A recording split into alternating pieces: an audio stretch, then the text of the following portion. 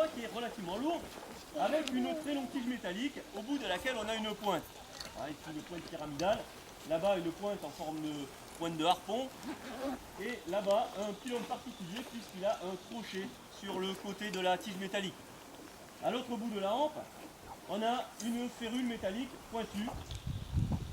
Alors, cette arme-là, quand on essaie de comprendre comment elle fonctionne, dans les textes antiques, notamment ceux du César, on a peu d'indications très précises. Donc on s'est penché sur l'iconographie, sur les bas-reliefs notamment, pour voir comment les légionnaires utilisaient cette arme.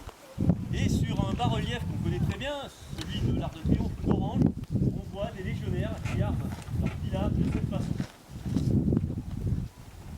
Alors, vous voyez bien qu'avec l'angle qui est donné à l'arme, on ne va pas lancer bien loin. On va lancer tout au plus à 4 ou 5 mètres. Eh bien, ça tombe plutôt pas mal, puisque 4 ou 5 mètres, c'est la distance à laquelle la centurie va charger. Et on ne charge pas sur 200 mètres en hurlant, ça c'est du cinéma. Cette arme-là a donné deux termes en français. Le premier, c'est le pilon, un outil qui sert à écraser des graines. Et en artillerie, le terme pilonner. Pilonner en artillerie, c'est écraser les défenses de l'adversaire. Eh bien, on va utiliser le pylône juste avant la charge pour écraser les défenses de l'adversaire. En l'occurrence, à l'époque, son bouclier. Alors, on va vous faire une petite démonstration. Vitesse inordinée.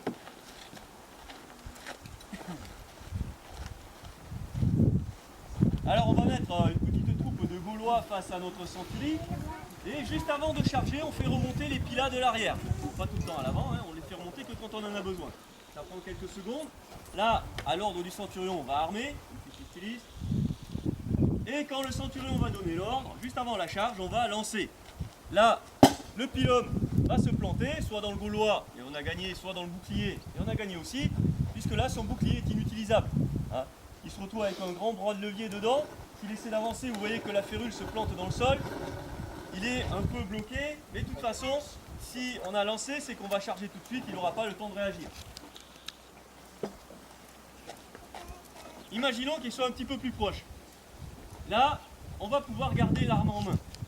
9 fois sur 10, on va traverser le bouclier. Eh bien, on va profiter de l'élan, de cette longue tige métallique pour continuer la poussée et essayer d'épingler le Gaulois sur son bouclier. C'est relativement efficace. Ok. Alors, voyons celui-ci. Ça, c'est mon préféré.